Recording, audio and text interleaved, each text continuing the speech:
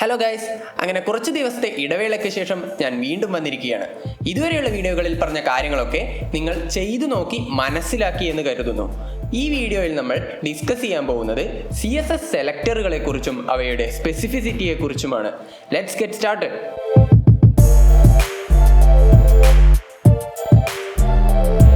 കഴിഞ്ഞ വീഡിയോയിൽ നമ്മൾ ലിങ്കുകൾ എങ്ങനെ സ്റ്റൈൽ ചെയ്യാമെന്നായിരുന്നു നോക്കിയിരുന്നത്. അതിൽ നമ്മൾ ഒന്നിലധികം സെലക്ടേഴ്സ് ഇങ്ങനെ കോമ ഇട്ട് കൊടുക്കാം എന്നൊക്കെ കണ്ടതാണ്. അതുപോലെ തന്നെ പറയാനുള്ള മറ്റൊരു പ്രധാനപ്പെട്ട കാര്യമാണ് ഒരേ സെലക്ടർ ഒന്നിലധികം തവണ CSSൽ ഡിഫൈൻ ചെയ്താൽ എന്താണ് സംഭവിക്കുക എന്ന കാര്യം. ഇവിടെ ഇപ്പോൾ ഓൾറെഡി P ടാഗിനെ സ്റ്റൈൽ ചെയ്തിട്ടുണ്ടല്ലോ. ഞാൻ താഴെ വന്ന് വീണ്ടും P ടാഗ് സ്റ്റൈൽ ചെയ്യുന്നു. ഇതിൽ ഞാൻ കളർ ഗ്രീൻ എന്ന് കൊടുക്കുന്നു. ഇപ്പോൾ നോക്കൂ, മുകളിൽ ഓൾറെഡി പാരഗ്രാഫ് സ്റ്റൈൽ ചെയ്തിട്ടുണ്ടെങ്കിൽ കൂടി താഴെ ചെയ്ത സ്റ്റൈലാണ് അപ്ലൈ ആവുന്നത്.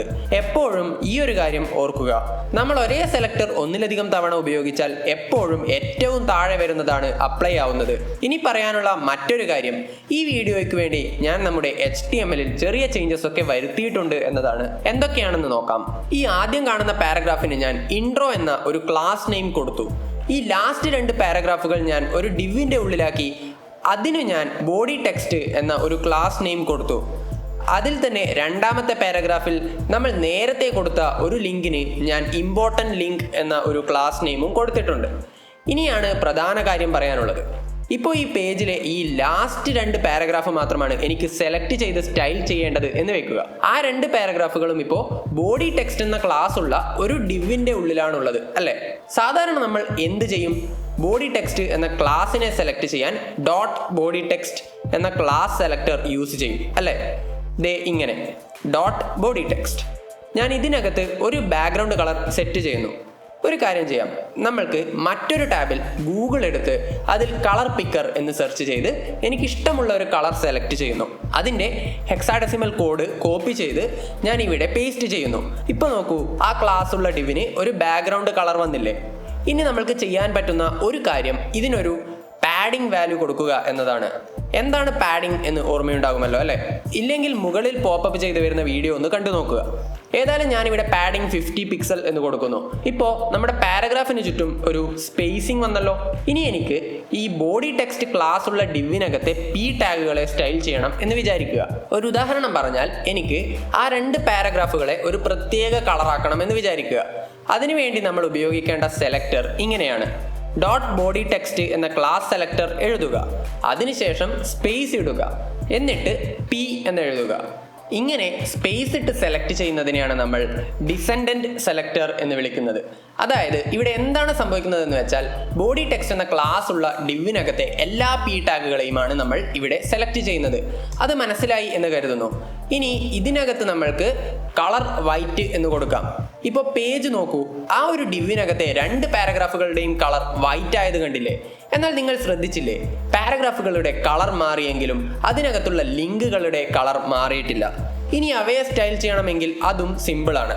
ഇതേപോലെ തന്നെ അടുത്ത ഒരു സെലക്ടറായി താഴെ നമ്മൾക്ക് dot body text space A എന്നെഴുതി കളർ യെല്ലോ എന്ന് കൊടുക്കാം. ഇപ്പോൾ ലിങ്കുകൾ യെല്ലോ ആയല്ലോ. പക്ഷേ ഇപ്പോൾ നിങ്ങൾ ഈ ലിങ്ക് ഹോവർ ചെയ്ത് നോക്കിയാൽ അറിയാം അവയുടെ ഹോവർ എഫക്റ്റ് ഒക്കെ പോയെന്ന്. കാരണം അതിനെയൊക്കെ ഓവർ റൈഡ് ചെയ്തുകൊണ്ട് ഈ ലാസ്റ്റ് വന്നിട്ടാണല്ലോ ഈ CSS റൂളൊക്കെ എഴുതിയിരിക്കുന്നത്. അതുകൊണ്ട് നമ്മൾക്ക് ഇതുപോലെ താഴെ വന്ന് ഹോവർ സ്റ്റേറ്റ് കൂടി ഡിഫൈൻ ചെയ്യാം. Dot body text space A hover എന്നെഴുതി ഞാനൊരു സ്യൂട്ടബിൾ ആയ ഹോവർ കളർ കൊടുക്കുന്നു. ഇവിടെ നിങ്ങൾ ശ്രദ്ധിക്കേണ്ട ഒരു കാര്യം എന്താണെന്ന് വെച്ചാൽ, ഇപ്പോൾ ഈ ഒരു ഡിവിനകത്തുള്ള ലിങ്കുകളെ മാത്രം നമ്മൾ സെലക്ട് ചെയ്തു. അവയുടെ ഹോവർ സ്റ്റേറ്റുള്ള കളറാണ് നമ്മൾ ഇവിടെ ചേഞ്ച് ചെയ്തത്. എന്നാൽ ഈ ഡിവിന് പുറത്തുള്ള ഈ ആദ്യത്തെ പാരഗ്രാഫ് നിങ്ങൾ നോക്കൂ, അതിലും ലിങ്ക് ഉണ്ടല്ലോ. അവയൊക്കെ ഇപ്പോഴും നമ്മൾ മുന്നേ ഡിഫൈൻ ചെയ്ത കളറിൽ ആണുള്ളത്. അവയുടെ ഹോവർ സ്റ്റേറ്റ് ഒക്കെ നമ്മൾ നേരത്തെ ഡിഫൈൻ ചെയ്ത് വെച്ചിട്ടുണ്ടല്ലോ, ദേ ഇവിടെ മുകളിൽ. അതാണ് ആദ്യത്തെ പാരഗ്രാഫിലുള്ള ലിങ്കുകളിൽ അപ്ലൈ ആയത്. എന്നാൽ രണ്ടാമത്തെയും മൂന്നാമത്തെയും പാരഗ്രാഫുകളിലുള്ള ലിങ്കുകളെ നമ്മൾ സ്പെസിഫിക് ആയി ക്ലാസ് സെലക്ടർ ഉപയോഗിച്ച് അഥവാ ഡിസെൻഡന്റ് സെലക്ടർ ഉപയോഗിച്ച് നമ്മൾ ഇവിടെ ഇങ്ങനെ സ്റ്റൈൽ ചെയ്തു. ഇപ്പോൾ അതുകൊണ്ട് തന്നെ അവയ്ക്ക് ബാധകമാവുന്നത് ആ സ്റ്റൈലാണ്. ഇനി ഒരു കാര്യം ചെയ്യാം, HTMLലേക്ക് വരാം.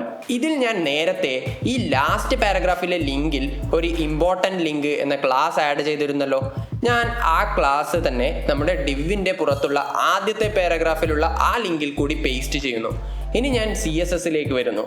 ഇവിടെ ഞാൻ ഡോട്ട് ഇമ്പോർട്ടൻറ്റ് ലിങ്ക് എന്ന ക്ലാസ് സെലക്ടർ ഉപയോഗിച്ച് സ്റ്റൈൽ ചെയ്യുന്നു. ഇതിൽ നമ്മൾക്ക് കളർ ലൈം ഗ്രീൻ എന്ന് കൊടുക്കാം. പക്ഷേ ഇപ്പോൾ നിങ്ങൾ പേജ് ഒന്ന് നോക്കൂ. നിങ്ങൾ പ്രതീക്ഷിച്ച പോലെ അല്ല വന്നത് അല്ലേ? ഇവിടെ ഇപ്പോൾ എന്താണ് സംഭവിച്ചത് എന്ന് നോക്കാം. ഇവിടെ ഇപ്പോൾ നമ്മൾ കണ്ടത് സ്പെസിഫിസിറ്റിയുടെ ഒരു എഫക്റ്റ് ആണ്. നമ്മൾ ആദ്യം ഇവിടെ ബോഡി ടെക്സ്റ്റ് സ്പേസ് എ എന്ന സെലക്ടർ സ്റ്റൈൽ ചെയ്ത് ഡിഫൈൻ ചെയ്ത് വെച്ചിട്ടുണ്ടല്ലോ. എന്നാൽ അതിനും താഴെയാണ് നമ്മൾ ഈ ഇമ്പോർട്ടൻറ്റ് ലിങ്ക് എന്ന ക്ലാസ് സ്റ്റൈൽ ചെയ്തത്. നമ്മൾ നേരത്തെ പറഞ്ഞ ലോജിക് വെച്ച് നോക്കിയാൽ ശരിക്കും ഈ താഴെയുള്ളതാണല്ലോ അപ്ലൈ ആവേണ്ടത്. എന്നാൽ ഇവിടെ അതല്ല സംഭവിച്ചത്. മറിച്ച് ഈ ഡിസെൻഡന്റ് സെലക്ടറിന്റെ സ്പെസിഫിസിറ്റി ഈ ക്ലാസ് സെലക്ടറിനേക്കാൾ കൂടുതലായതുകൊണ്ട് ആ ഡിസെൻഡന്റ് സെലക്ടറിന്റെ സ്റ്റൈലാണ് ഇവിടെ അപ്ലൈ ആവുന്നത്. അതായത് ആ ഡിവിന്റെ ഉള്ളിലുള്ള ഓരോ ലിങ്കും ഏത് കളർ ആവണം എന്ന് വളരെ സ്പെസിഫിക് ആയാണ് ഇവിടെ നമ്മൾ ഡിഫൈൻ ചെയ്തിരിക്കുന്നത്. ഇവിടെ ഇപ്പോൾ dot body text space A എന്നാണല്ലോ സെലക്ടർ. അത് 2 ലെവൽ താഴോട്ട് സ്പെസിഫിക് ആയി പറഞ്ഞിരിക്കുന്നു. ഇനിയും അത് കൺഫ്യൂഷൻ വരുന്നുണ്ടെങ്കിൽ നിങ്ങൾക്ക് ഞാൻ ഒരു ടൂൾ പരിചയപ്പെടുത്താം. അതിൻ്റെ പേരാണ് സ്പെസിഫിസിറ്റി കാൽക്കുലേറ്റർ. ജസ്റ്റ് ഒന്ന് ഗൂഗിൾ എടുത്ത് സ്പെസിഫിസിറ്റി കാൽക്കുലേറ്റർ എന്ന് സെർച്ച് ചെയ്താൽ തന്നെ ഈ പേജ് കിട്ടും. ഇതിൽ നിങ്ങൾക്ക് 2 സെലക്ടറുകൾ തമ്മിൽ സ്പെസിഫിസിറ്റി കമ്പയർ ചെയ്യാവുന്നതാണ്. ഞാനിപ്പോൾ ആദ്യത്തെ വാല്യൂ ആയി നമ്മുടെ dot body text space A എന്നും രണ്ടാമത്തെ വാല്യൂ ആയി ഡോട്ട് ഇമ്പോർട്ടൻറ്റ് ലിങ്ക് എന്നും കൊടുക്കുന്നു. ഇപ്പോൾ നിങ്ങൾക്ക് കാണാം അതിൻ്റെ താഴെ ഒരു സ്കോർ വാല്യൂ കാണിക്കുന്നത്. ഈ സ്കോർ നോക്കി നിങ്ങൾക്ക് ഏതിനാണ് കൂടുതൽ സ്പെസിഫിസിറ്റി എന്ന് തീരുമാനിക്കാവുന്നതാണ്. ഇതൊന്നും നിങ്ങൾക്ക് സ്ഥിരമായി യൂസ് ചെയ്യേണ്ടി വരില്ല. എന്നാലും പഠിക്കുമ്പോൾ വളരെ യൂസ്ഫുൾ ആയ ഒരു ടൂൾ തന്നെയാണിത്.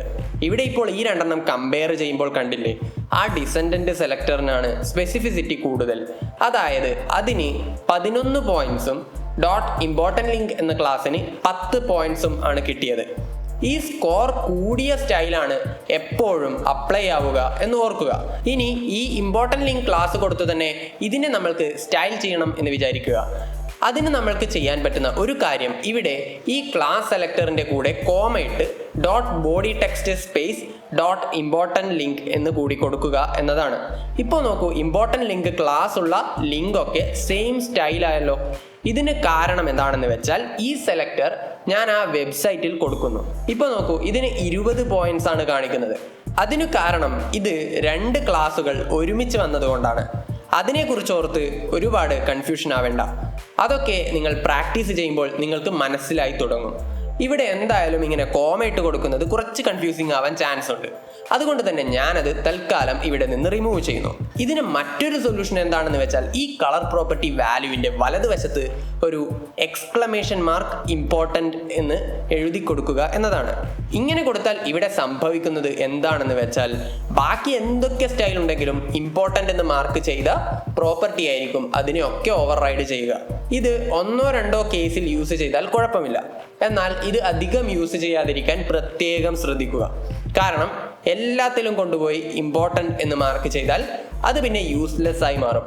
സെലക്ടറുകളുടെ സ്പെസിഫിസിറ്റി ഒക്കെ ചെക്ക് ചെയ്ത് സോൾവ് ചെയ്യാൻ തീരെ പറ്റുന്നില്ലെങ്കിൽ മാത്രം ഈ ഇമ്പോർട്ടൻറ്റ് മാർക്ക് ചെയ്യുന്ന മെത്തേഡ് യൂസ് ചെയ്യുക.